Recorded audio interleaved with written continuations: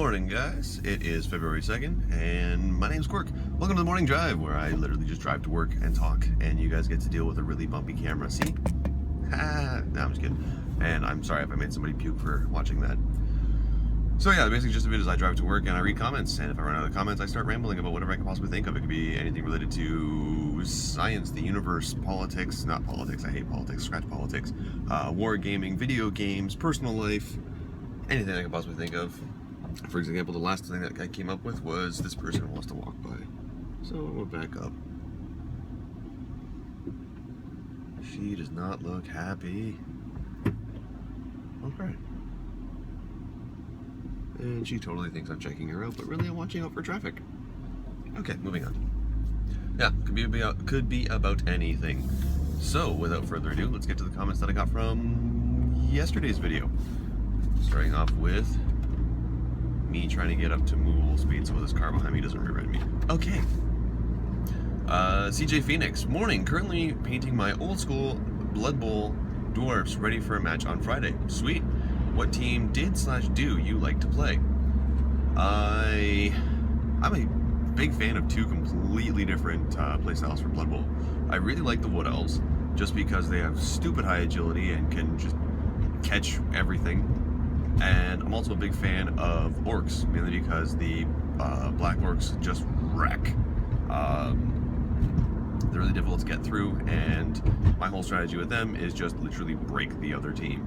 I don't go for touchdowns, I just try and break your team so you can't bring anybody on. I've done it a couple times, just ask Lee, where I've broken the team to the point where he had nobody to even catch the ball on kickoff, and it just ended off with a turnover. Then I had to get it kicked to me. There was no one to kick it to me, so I ended up winning by default. I was like, haha, yes. So, yeah, I very much enjoyed it. But I'm a big fan of those two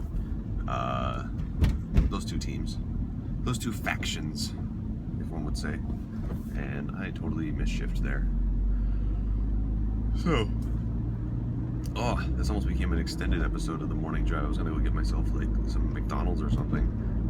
Hilarious. I'm like in the middle of talking to you guys, and someone's trying to hand me food, and I'm talking to them, and I'm talking to you, and the person there has no idea what I'm doing. It'd be funny. I'd enjoy it. They wouldn't. They'd think I was crazy.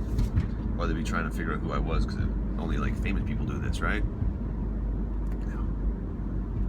So, wow, I'm starting to notice more on the camera that my beard is growing in. Yay. And we're on the highway, so I can start. Oop, nope, that's the misshifting. There we go. So now I can start reading more comments. And the next one is from Brad Davidson. Davidson, like Harley Davidson. You, sir. Alright. Thanks for your response to the Family Guy moments. I had a good laugh. Next up, top 5 comedy TV shows other than Family Guy, because we already know that one. And then the next part is regarding the Commission for Professional Painting, and I'll catch that in a second. Top 5 TV shows. Ooh.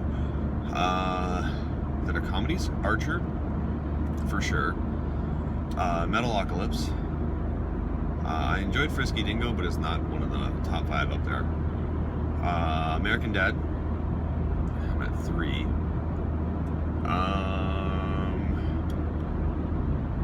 I enjoyed Undergrads when it was still around, and Clone High.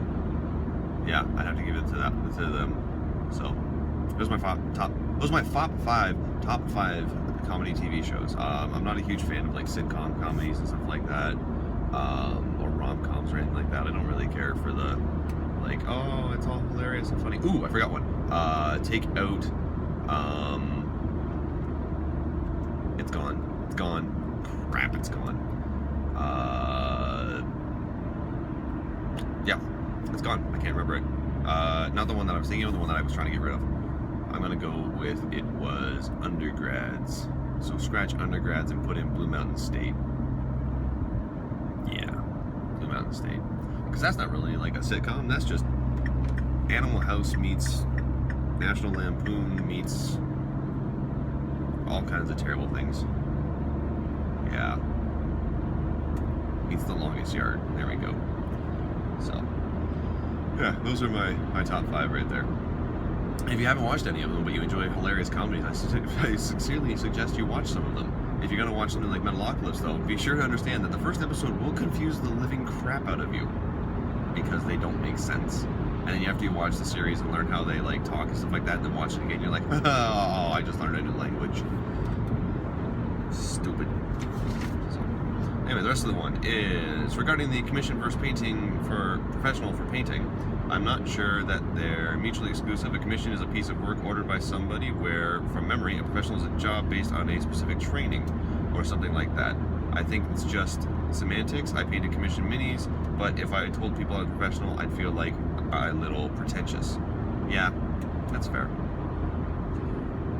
I brought it up with some of the guys at work, and the general consensus was you can be a professional and do commissions, but you can't do commissions as a professional. Like, you have to kind of stretch, you have to kind of cross that border to being a professional.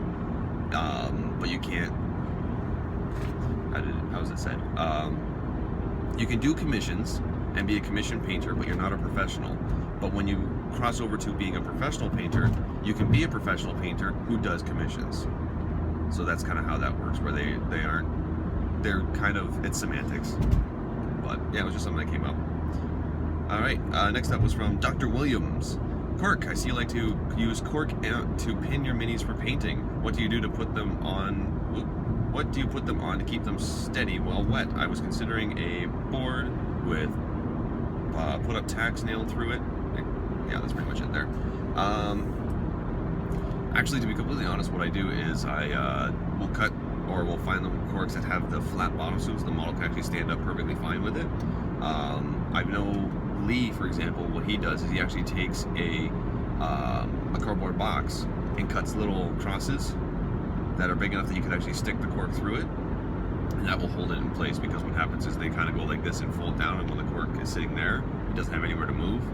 So that's another thing. He was doing that when he had to paint like 40 Marines at once. It was a good tactic. It definitely worked well for keeping all the minis separated enough that they're not touching, not having to worry about them falling over, somebody bump the desk. Yeah, that's pretty much what I'd recommend there. My general tactic is I put them on the cork so that I can get all the airbrushing done. Once the airbrushing's done, I pull them off, because I don't like using the cork to try and paint with a paintbrush when they're on there.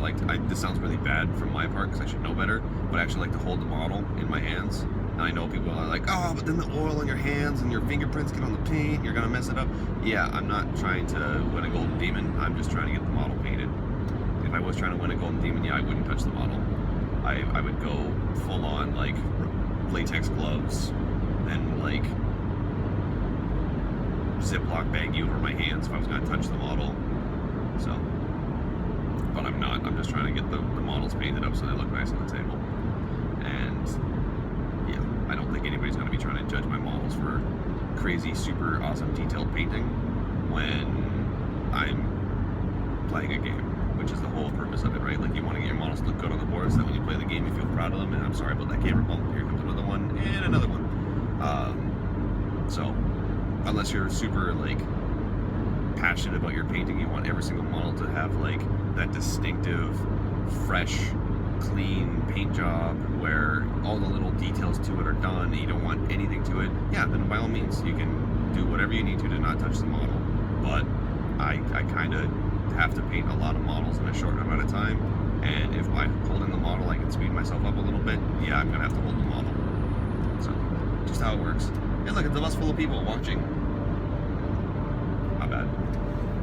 So yeah, Dr. Williams, I would recommend using Lee's trick, where you take a cardboard box. Usually what he does, he'll take the top of the box or the bottom of the box that a lot of screws come in, and he'll just cut little crosses in it and then poke the cork through. So, next up I have Marcelo M. Despot. Good morning. I know you guys don't take it personal, but who is the sorest loser at mini wargaming, or at least accepts defeat less graciously? Thanks, mate. Drive safe and have a good day.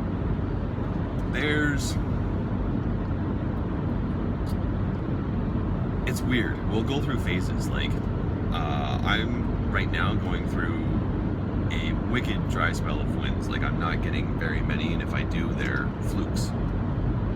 I'm okay with that. Like, I don't care when I lose. I'm not like, oh, I can't believe I lost. If I start getting like brutally like ripped apart, and my opponent is just laughing the entire time and not like having any composure for the fact that like, yeah, you kind of are stomping somebody, then it's a totally different story, and I kind of get a little sour about it, because it's like, okay, now you're throwing salt in the wound here, you can stop that. But just a general sorest loser, it would actually have to be a tie between Steve and Dave, mainly because what will happen is they will lose, and then it'll become this whole, okay, Steve will try and learn from his loss and build a list around it. Dave will try and figure out what he could have done in that game to have prevented that. And they go two completely different directions with their losses, and I think it's absolutely hilarious, because it's theoretically both are right, but if you put both together, you have an even better solution. But when it comes to like the soreness of it, yeah, you can kind of tell by the end of the day who's won games and who's lost. Usually the employee who's lost the game is very like, oh, it's been such a long day, I can't believe this. And then if they've won, they're just like, I had a great day, this is fantastic, wow, I love my life. Like that's pretty much what happens.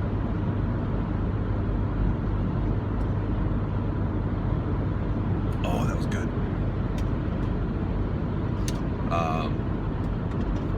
Off camera, Lee's probably the sorest loser. Hi, buddy. I know you watch these. I'm gonna hug you today. You're not gonna see it coming. So, and the last comment I have here for today is from Max Leader. Nice. I got Danny Danger and Max Leader. You guys should hook up and make a superhero team. For a commission painter, a professional painter, you are spot on with the person versus company themselves. Commission can be defined as a noun or a verb, so Lee is a professional painter tasked with commission for painting. Cool. That's sort of what I was trying to say before, but I totally fumbled the ball on that one. Yeah, so that's pretty much what I was saying there. Anyway, we are 12 minutes into this drive, and I still have another anywhere from 5 to 8 minutes left, so I'm gonna start talking about random stuff. Like, for example, yeah, I had all this build up for something, and I can't come up with anything on the spot right now. What to talk about? For some reason, I want to talk about superheroes. Just like, thanks, Brad. You got me hooked on wanting to talk about superheroes now. I hate you. I hate you so much. Why would you do this to me? Mainly because, here's the thing. I had a weird dream last night where, you ever have one of those dreams where like halfway through it, you're like, this has to be a dream. There's no way any of this makes sense right now. Like, I'm defying every law of gravity, and I'm totally kosher with it. What's going? Oh, okay, yes, I am dreaming. That pretty much was last night. And at the point when I was like, okay, no, I am dreaming, and I'm just gonna continue to enjoy this dream because it was weird. I'll kind of explain what was going on. I had called into work and said that I was gonna be sick, and then rolled over and fell back. Like in my dream, I was in bed. So I called in sick and said, I'm gonna be sick, I'm not gonna be able to come in today. And then I rolled over and fell back asleep. When I woke up, which was like half a second later, because this is a dream and dreams don't want to let you sleep, because then you get inception and that's all kinds of weird. When I woke up, I was in the office, I was in the warehouse, in my bed, and Matt walks in and goes, I thought you were gonna be sick today. And I was like, I was gonna be sick. He's like, well, why are you at work? I was like, I guess I was coming to pick something up. I don't know. I just kind of woke up here. And Matt, I don't know where this dream interpretation of Matt came from, but he yelled at me. Matt's not a yeller. And in my dream, Matt yelled at me, and it scared me. So he yelled at me. I was like, okay, I'm sorry. And I look over, and there's a dog. It's a little Jack Russell. And I'm like, oh, it's Jack Russell. Okay. And Steve is then standing next to the bed and goes, yeah, that's your dog. I was like, oh, okay. What's it doing here? And he's like, I don't know, you brought it to work. I was like, okay, I guess. I go over and the dog starts peeing all over the place. I was like, okay, this is really, really weird. So I get up and I start walking around. I'm trying to, like, get my orientation for where I am in this dream. And I walk through a door, and I'm no longer at the mini wargaming office. I'm in Matt's house. Now, here's the weird thing. I've never been in Matt's house. I have no idea what his house looks like. So I just have this total dream version of Matt's house. And I remember I was trying to find paper towels to clean up where the dog had peed. So I'm walking through his house, and I can't find any paper towels. I've gone through the kitchen, I've gone through this like little pantry thing I found, can't find them. So I go back into the kitchen, and I'm like, okay, well maybe I'll just use a rag and then wash it. And I walk in there, and I see this weird, it's like a skinny squirrel thing. I don't know, maybe like a ferret, but I don't know. I can't even describe it. But it was orange and white, and it saw me, and it scurried off. I was like, oh, they got a squirrel thing in their house. I guess I should probably tell them about that. And I go to try and find it, because I'm like, well, if I corner it, then I can try and maybe catch it and let it out. So I corner it, and instead of like, you know, the animal instinct of maybe if I don't move it won't see me, or just gun it and hope he can't catch me, it like takes a few steps at me and then pretended to die. I was like, what? Okay, I know you're still alive. So I pick it up. It's still pretending to be dead as I'm holding it. And I walk outside and I let it go.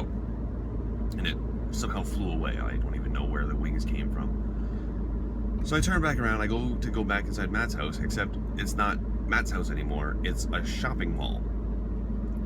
And for some reason, it's like a shopping mall full of like random stuff. Like, think the original Super Mario Brothers movie where they had like the jump shoes. There was a store for something like that. There was a store for like capes. It was all like this superhero accessories mall thing. I was like, this is weird, cool. And the security guard saw me and was like, hey, you're not supposed to be here. And I was like, what? It's a mall. Anybody's allowed here. And he's like, no, you're not a superhero. You're not allowed to be here. I was like, oh, okay, well, I'll just leave it. Like, no, we have to catch you. I was like, oh, well, how about no? I started running. And it was at that point when I started running that my brain was like, wait a second, wait, whoa, back it up, back it right up. I was in my bed, then I was in my bed at work, then I was at Matt's house, then I was at this mall thing, and at one point I was outside? Okay, I think I'm dreaming. And at that point, right there, it completely switched, and I suddenly was like, okay, I am dreaming. I can do whatever I want. This is a dream. So I started doing parkour, but it was like slow-mo Matrix Johnny Woo style parkour where everything was slowing down and I could see everything, and for some reason people were shooting at me, but they were missing because it's my dream and I don't get shot in my dreams. And all this stuff was jumping around and stuff like that. I was like, wow, that'd be really cool to be a superhero, because like I have like this whole godly power over my dream and I'm jumping around and everything. And I woke up and I was like, oh, now I have to go to work.